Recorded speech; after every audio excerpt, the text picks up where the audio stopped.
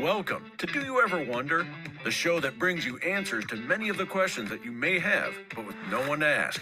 Do You Ever Wonder is hosted by Mike Haltman, CEO of Hallmark Abstract Service, who, like you, has always been deeply curious about a wide variety of topics. Each week, Mike will be speaking with guests who are leaders in their field and who have inspirational stories to tell. So now, sit back and enjoy the show. So the intro didn't lie. We do try and speak with people who are leaders in their field, and today we have the great pleasure of speaking with Rod Santomassimo, and I hope I said that right, the founder of the Massimo Group, which is the premier commercial real estate broker coaching company. And welcome, Rod. Mike, thanks. Great pleasure to be here. Thanks for having me. Santomassimo, you said it right. Thank you. You know what?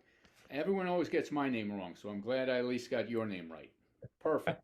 So, speaking to someone like you is a privilege, and I also had the privilege not that long ago of speaking to another giant in commercial real estate, Bob Knackel, who I know that you know. I know Bob extremely well. Yeah. I think we texted back and forth at least 2 or 3 times today.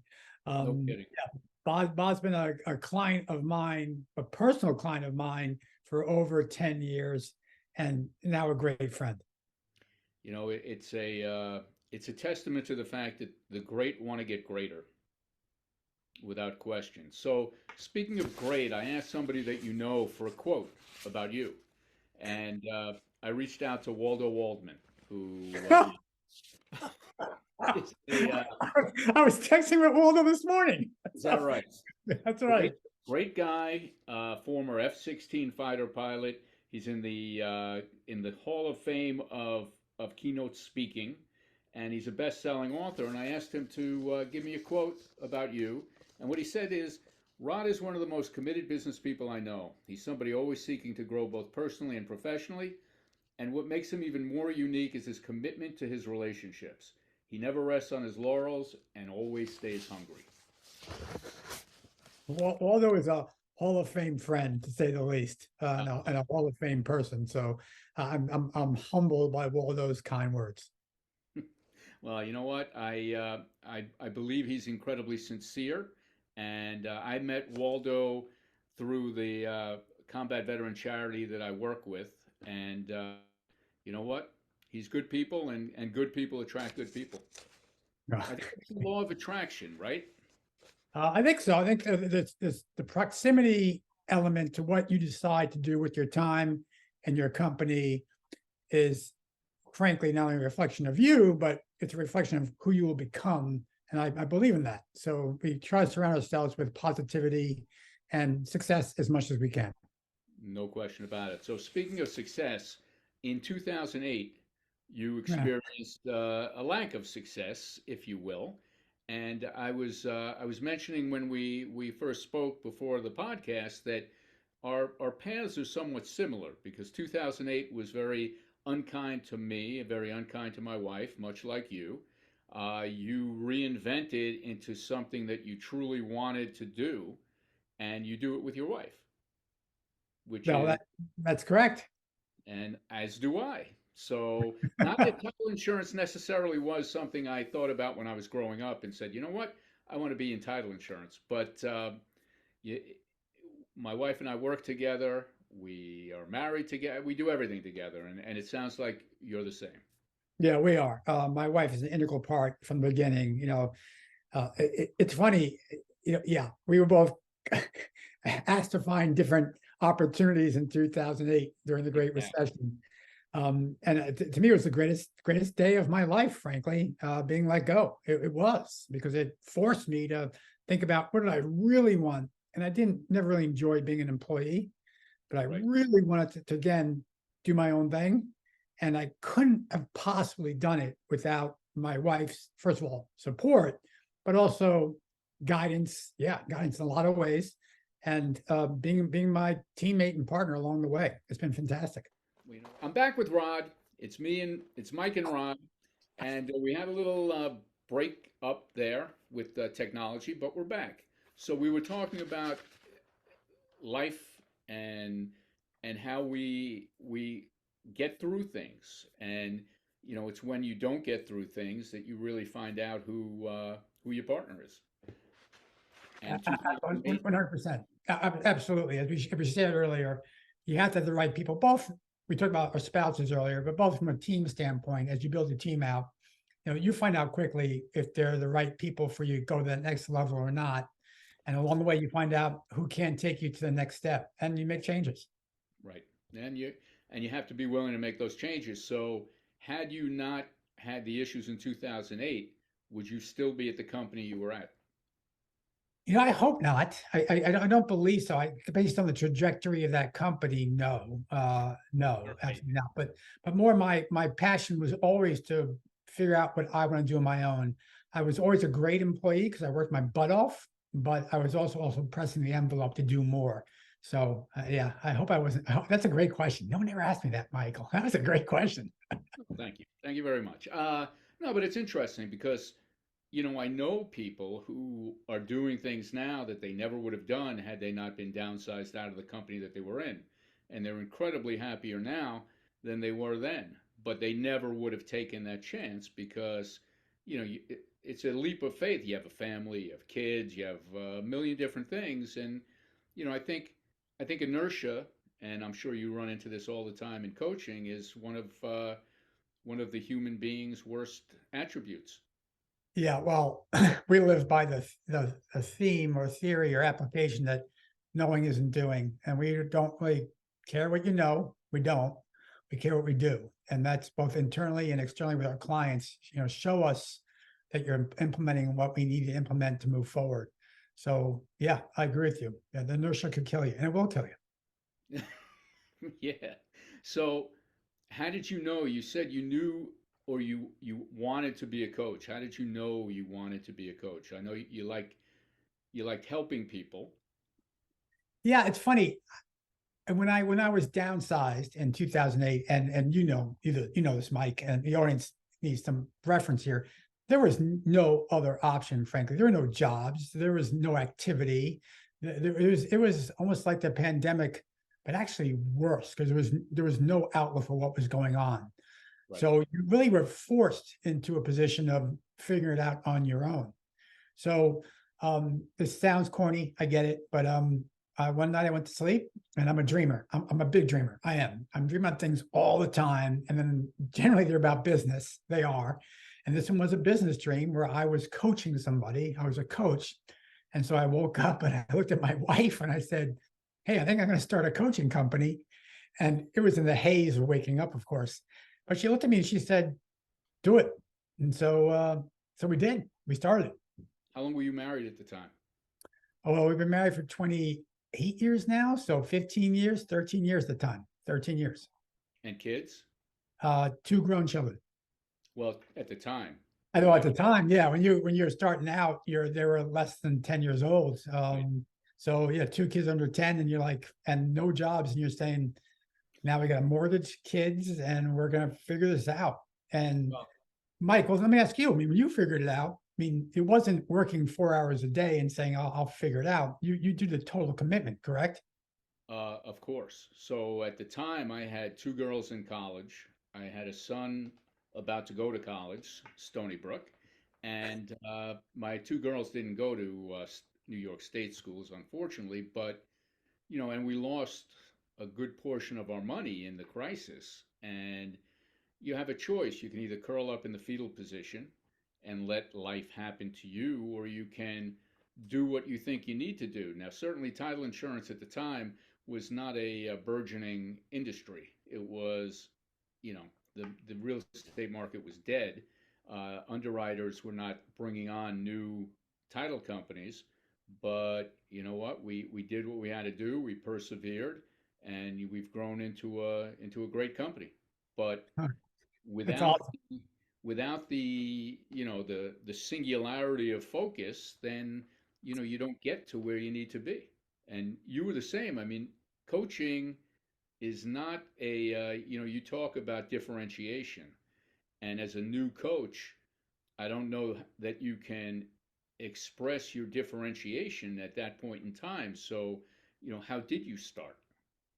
Well, differentiating wasn't really the the struggle in 2008. It was finding anyone in commercial real estate that was willing to depart with their hard-earned commission dollars to get coached, because there was At a no time when there velocity. were no commission dollars. There were no commission dollars. So 2008, 2009 were more building a business and a platform and just banging the phones every day. And I worked probably 16, 17 hours a day, every day for the first year, year and a half. But I did know this. I didn't want it to be just me or just me and my wife, because all our competitors were just individual, and they still are. All our competitors are individual people who say, I coach. Today we have 32 coaches in the Massimo Group, and an organization and a sales team and a marketing team. We're an organization. So I knew that would be a differentiator for us. So I figured that out by year 3. Let's build a whole company. So, wow. I mean, that's unbelievable. So you pounded the phones for 16 hours a day. Who were you calling?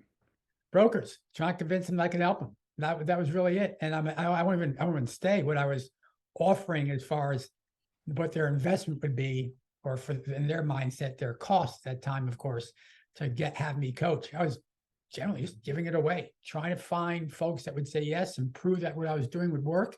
And then once they proved it worked, I could use their success stories to go ahead and charge someone down the road for my services. And a lot of people are afraid to do that. But if you can't prove concept, yeah, Right. give your services away initially and prove you can do it, and you'll get more clients. Interesting. That's a very interesting thing. So, how did you develop the program that you gave away?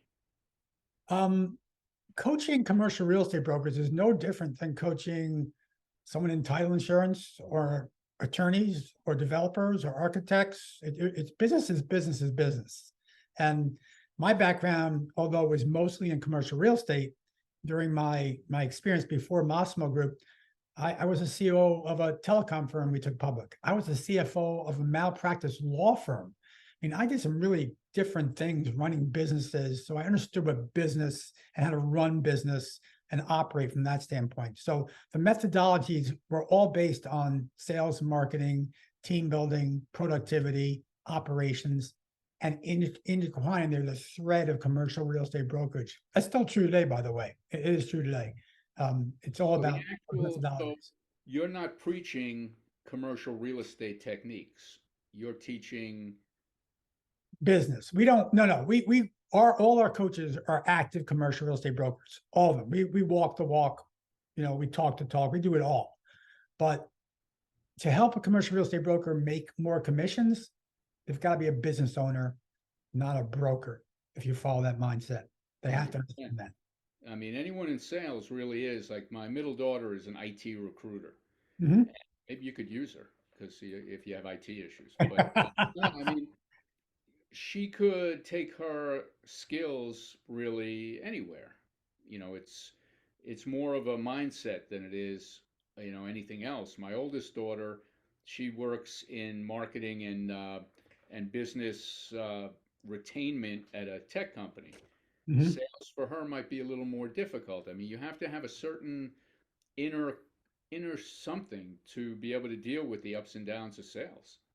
Yeah, and look, and we find the struggle for our end is always is find the right sales team folks that can have the wherewithal to go ahead and every day pound the phones and get rejection. And we're fortunate. I'm very fortunate that 10 years ago I asked my older brother to come aboard and help me with sales. And since then, even up to today, he's been our #1 sales guy. And every day he pounds the phones and gets rejections, but he also converts a lot of folks to understand what we do. So yes, Okay. sales is a beautiful art. It is, but it's hard to find the right folks to fit. Right. It's a beautiful art and it's certainly not for everybody. No. I mean, the rejection, I get spam phone calls now from people and I can't imagine how they pick up the phone and do the next one. I mean, all it is click, click, click, click, click. But, perseverance again.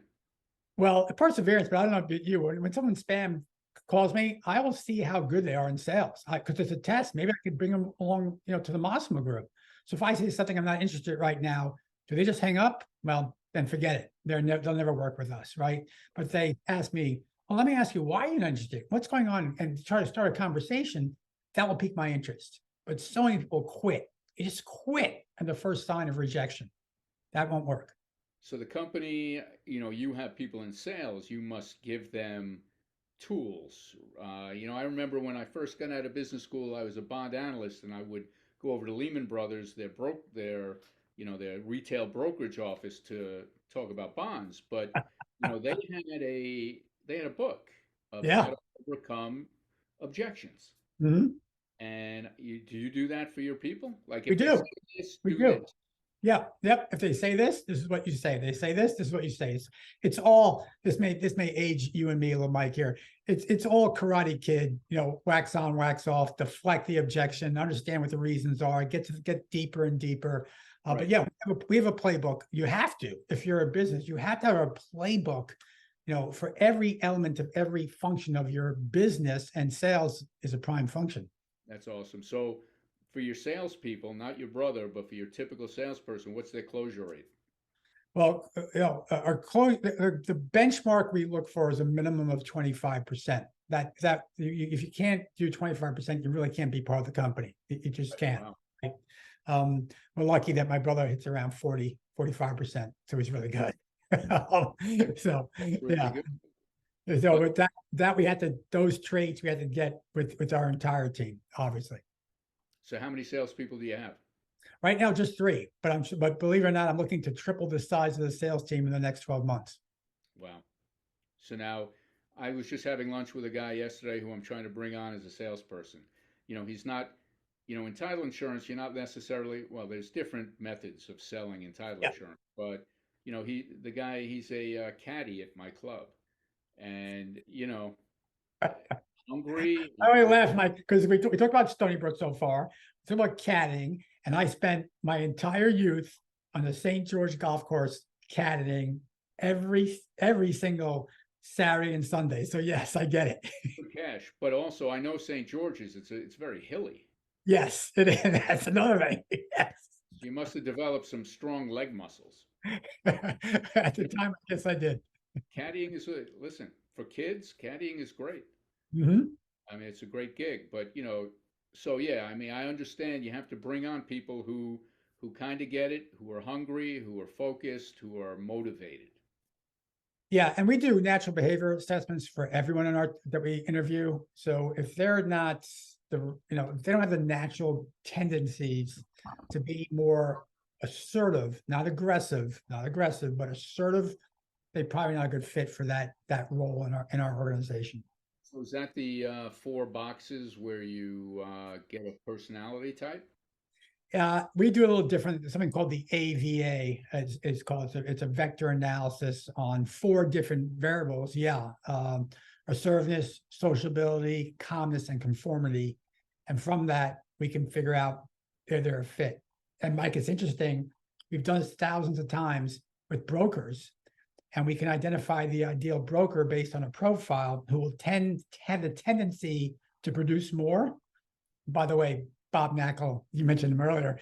He fits that profile perfectly. So the way I met Bob Knackel, I wanted him to be on my podcast. I Yep. didn't know Bob Knackel, and I kept trying and trying and trying, and finally he agreed. And now we're, I would say, semi friends, but Mhm. he appreciated the persistence. I've How, even how I met Bob Knackel was I wrote my first book. I'm now 4 books in. My very first book, a mentor of mine from Florida said, you probably should call Bob Knackel up in New York. And my response was, who the hell is Bob Knackel? I didn't realize, folks, he has sold more buildings in New York than any other individual in history. And he's probably the preeminent broker in the United States, if not the world. So it was interesting talking to him. and yet the nicest, most humble guy that you'll ever meet. I mean, unbelievable. He's truly, he truly is in the Bob Berg perspective. He's a giver. He's a true giver. He is. So, as somebody who's the president of a BNI group, and I don't know if you know BNI, Yeah, of but course. givers gain. But you know what? In reality, that's the truth. Givers do gain. Yep. So, I was going to ask you something. Oh, I actually got to go see the NACL map room. I don't know if Did you really? So understand this. I've been coaching Bob for 10 years. I've talked to him every week for over 10 years, right? And I was always traveling to New York just because I'm from New York, but also just to visit with him. Mike, I have yet to go see the map room. did you ask? Yeah, of course. Of course. It's an open invitation. He always says, Rod, you got to come. And I'm like, I'll make it. I'll make it. But Mike, you've been there. Tell me about the map room. You know what? Well, first of all, it's in a undisclosed location. Undisclosed. Yes. So Mike, did he blindfold you or hood you before you went to the location? No, I didn't have to get into the back seat of a car and lie, put my face down or get in the trunk. But I was actually bringing over two developers who I wanted him to meet. Ooh. I thought that could be useful for him and certainly useful for them. And you know what? It's not a beautiful office. It's not a. I mean, it's an office with maps all over everywhere. Mm-hmm. But you know the two developers were talking about something they were doing, and while they were talking, he was updating the maps.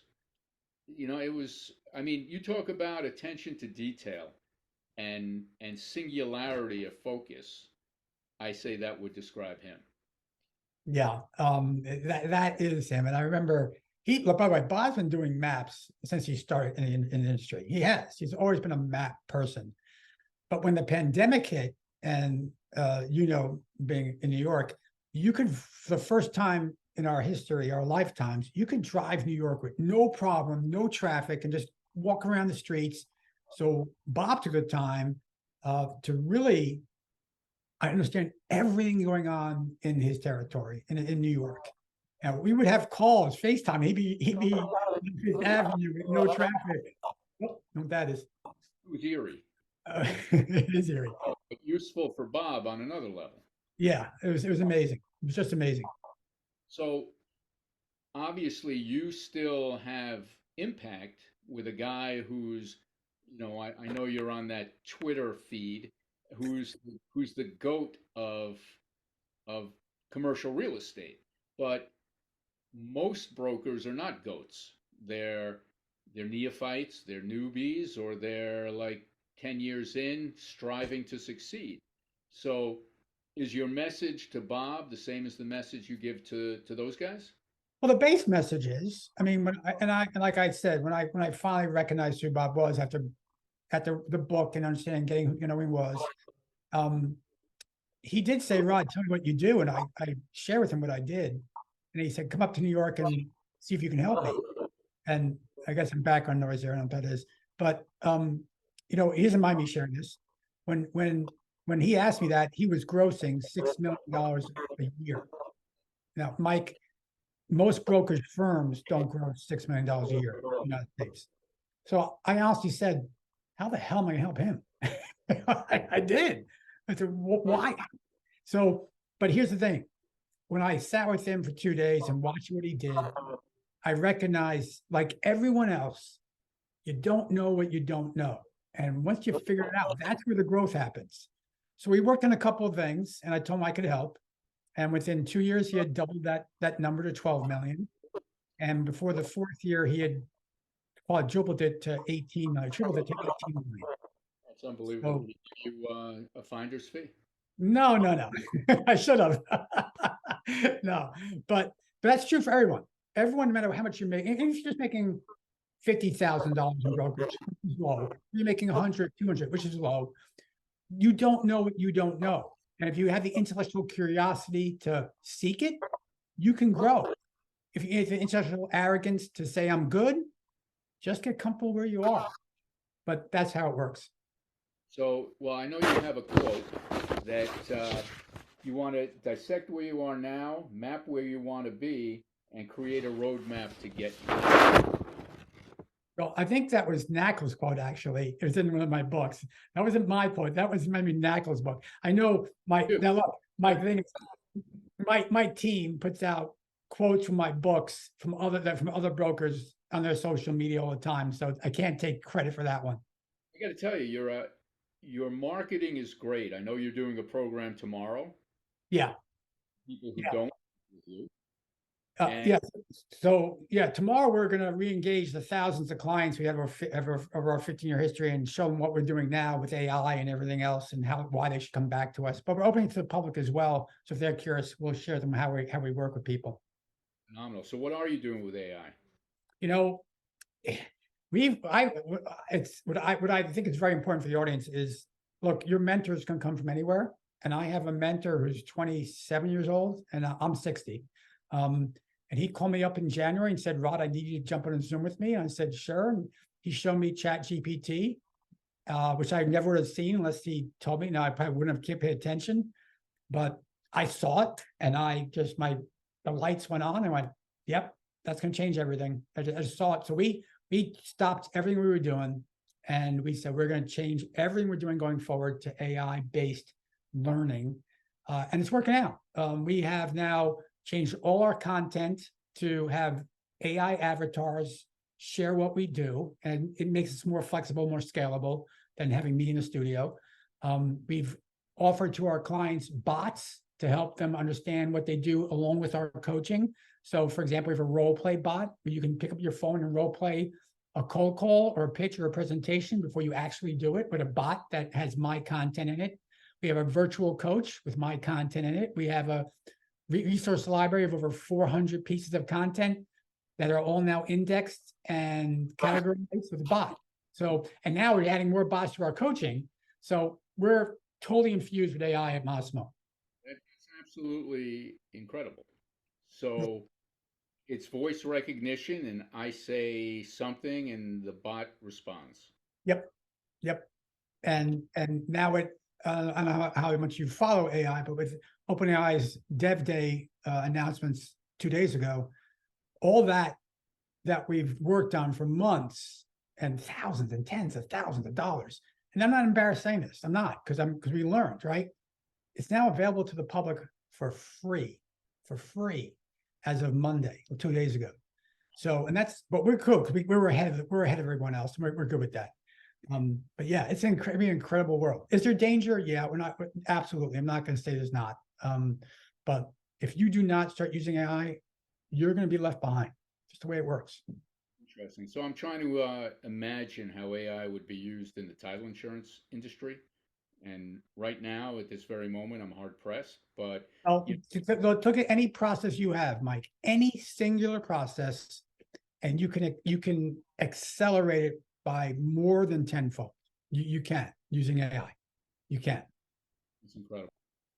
That's incredible. No, it's an unbelievable thing. So AI is one way. What other innovations are you using? We use different formats. I've learned a lot. I get coached. By the way, it'd be hypocritical of me not to get coached, right? I'm a coach. Oh, I don't need coaching. I'm good. No. So I get coached by some really phenomenal people across the globe, and different sectors. My AI mentor, a guy who knows coaching mentor, a marketing guy. So I always get coached, and I'm thinking of how can I apply my methodologies, what I'm learning for my clients. So different applications of coaching, hybrid coaching, group coaching, more one-on-one, little accountability, but the process in which we do everything, how we market, how we tell you to sell, how we tell you to prospect, how we tell you to build your team. We think we're different, and that allows us to keep this competitive edge because our clients out earn their peers by 7x every year. And that keeps us pretty busy. Okay, that pretty much is all you need to put on your blurb.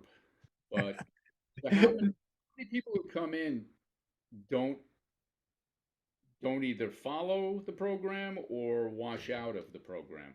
Definitely people that wash out 100%, but it's not that much. It really isn't, because we let people know this is a commitment. And yeah, I'll be the first to say it. We are the most, in people's view, not mine, expensive coaching organization in the industry. We are. I don't use the word expense. It's an investment because the return's phenomenal. But if you have to understand, the higher the investment, this is proven, the higher the investment, the greater the commitment. So I just invested in a coach, and it was again, this is not our pricing at Massimo. This is not our pricing at Massimo, but I just invested in a coach, and he was charging me $60K a year, right? Did I get that return? Heck yeah, I probably got fourfold in the first year, right? But I was totally committed. I went to every meeting, listened to everything he said. We went to Miami, then we went to Hawaii. We went everywhere. So we were focused on that. So I would say, Mike, that's the key, that people come to us. We tell them this isn't training. We don't train. When training is information. Training is, hey, read this book, try this. That's training. Training is great. I'm not disparaging it. It's great. We don't train. We coach. Coaching is taking information, implementation of that information, accountability of the implementation, and therefore comes the transformation. It's a much more detailed, hands-on approach. And so you got to be ready for that. You know, it's I mean, on a much different level, it's, you know, when somebody else is paying for you to go see a psychiatrist, you don't necessarily get as much out of it as if you're paying out of your own pocket. But you just used, so I wrote down some words, and I was just, and then I'll let you go. But you talked about transformation, but I wrote down some ION words, and aspiration, motivation, gratification, inspiration, visualization, perspiration, and differentiation. How important are those in addition to leading to transformation? Yeah, I think those are, let's go. Give me that list again. That was a great list. Give me that list again. Aspiration. Okay. Motivation. Yep. Gratification. Love it. Inspiration. Mm-hmm. Visualization. Mm-hmm. Perspiration. Mm-hmm. And differentiation. Okay. Let me give you another one. None of that happens, or it can happen, but to get the most out of everything you just said, you can't have isolation. You can't. You got to do it with other folks in a community, peers. You know, have that accountability partner. You do all that. The perspiration, yeah, I can go work out in a gym. But if Mike says, Rod, show up at 6 a.m., I'm probably going to work out at 6 a.m. That's how it works, right? So not in isolation. Figure that out, and you're going to get all those results that you're seeking. You know what? I like that addition. Thank you. And when we're done, I'm going to write that down. But I got to tell you, so some of our similarities, some of the people we know, it's been an absolute pleasure talking to you. Now I just have to figure out how to splice the two parts together. But you know, again, I hope that at some point we can get back together again. And if you come into New York again to see Bob, or whatever reason, I'd love to spend some time with you. Mike, it'd be great. Let's do that. I hope to be in New York. I hope before the end of the year. But if you have a seriously, I'm so anal. If you have a hard time splicing, send me the recording. I'll do it like that. You know what? You're going to regret that you said that, but okay. I won't. Not at all. So, all right. Well, I'll take care of it. And good luck with your IT. Hey, good luck. And good luck to you. We'll talk soon. Thank you for having me. And take care. Thank you for listening to Do You Ever Wonder? And we hope that you enjoyed the show. Next week, we will have another terrific guest telling their story. And if there are any specific topics you'd like to hear more about, please don't hesitate to let us know. Our curiosity, like yours, knows no bounds. Please subscribe and like and share this episode on your social media. See you next week.